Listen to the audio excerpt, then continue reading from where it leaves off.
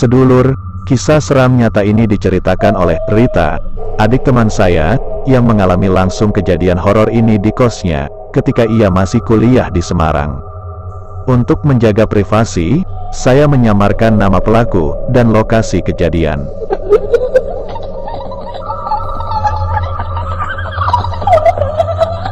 Dikisahkan, sore itu, sepulang kuliah, Rita merasa tubuhnya sangat lelah. Entah kenapa, menurutnya akhir-akhir ini badannya mudah sekali capek. Serasa ada beban berat menindih pundaknya. Setelah membersihkan diri dan menunaikan kewajiban salat Asyar, ia rebahan di sofa di ruang tamu, sembari menunggu Anis, teman satu kosnya yang belum pulang dari kampus. Merasa penat setelah menguras energi dan otak, karena tadi di kampus ia mempresentasikan makalah, Rita pun tertidur di sofa itu.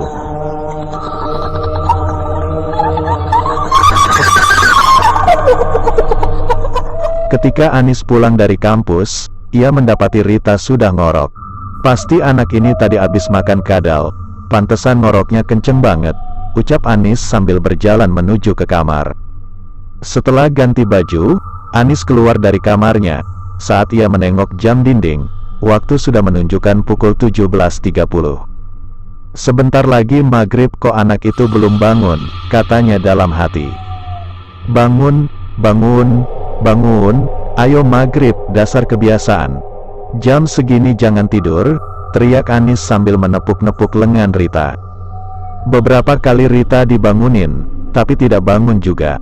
Ketika di kamar Anis akan melakukan salat maghrib, tiba-tiba, terdengar suara teriakan dari ruang tamu. Pergi kamu, pergi, masih memakai mukena. Anis pun setengah berlari menuju sofa tempat Rita tidur. Oh, sudah bangun rupanya, sapa Anis. Ia melihat Rita sudah duduk di sofa sedang memegangi perutnya. Kan sudah aku bilangin, jam segini jangan tidur, makanya ngelindur. Sambil bersengut, Rita bangun dan berjalan menuju kamar mandi. Selesai salat maghrib, mereka berdua asik ngobrol di kamar, sambil main HP. Kamu tadi ngelindur, memangnya mimpi apa? Tanya Anis. Aku disuruh pulang sama seorang perempuan. Anehnya perempuan itu wajahnya rata, gak ada mata, hidung, semua rata, ngeri pokoknya, jawab Rita sekenanya sambil mencet-mencet HP-nya. Serius? Tanya Anis penasaran. Loh kok sama, kata Anis. Apa maksudmu Nis? Balas Rita sambil melirik. Malam Jumat kemarin, aku juga mimpi seperti itu. Aku didatangi wanita berpakaian putih panjang dan tidak ada wajahnya. Perempuan itu berkata, kalau kamu gak pergi dari rumah kos ini, akan aku terus mengganggumu, katanya. Tanpa ada aba-aba, mereka duduk merapat. Aku takut tak, kata Anis. Gitu aja takut. Dasar penakut, itu kan cuma mimpi, ucap Rita. Sudahlah, Rita melanjutkan berbicara, jangan percaya tahayul, tenang-tenang. Nanti kalau perempuan itu datang lagi, akan aku suruh operasi plastik, biar cantik dan tidak menakutkan lagi. Baru selesai bicara, tiba-tiba, gubrak, secara refleks mereka melihat ke arah pintu kamar.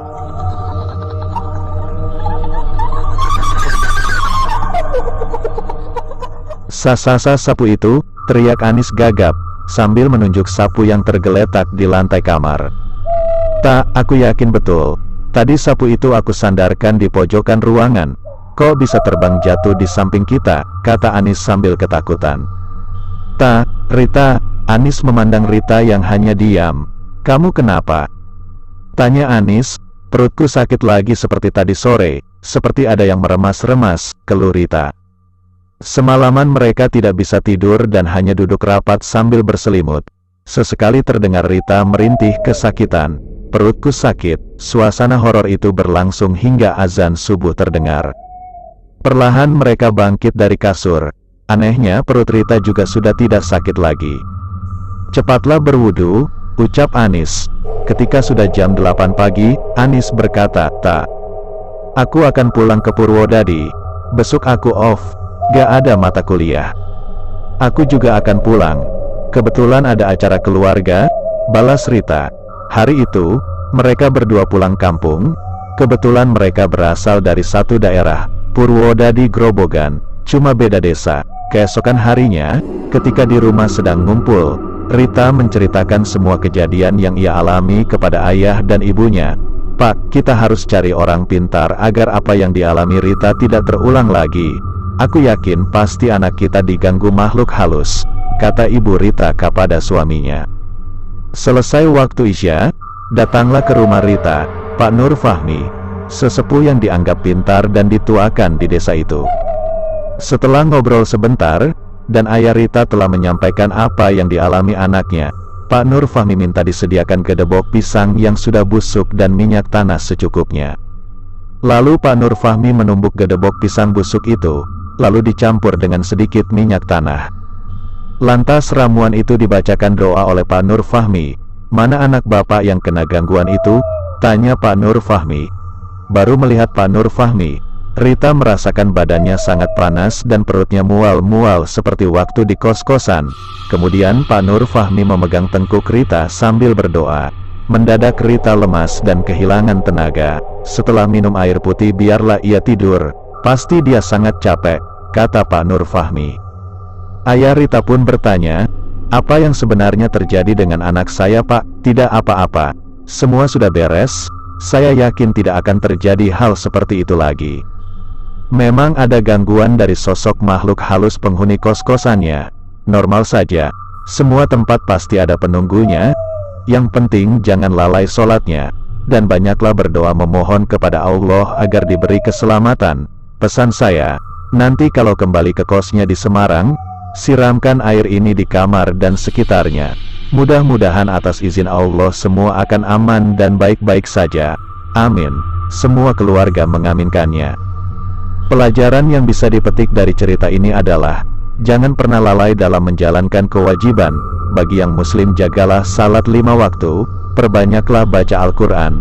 Niscaya kita akan diberi keselamatan dan ketenangan. Monggo.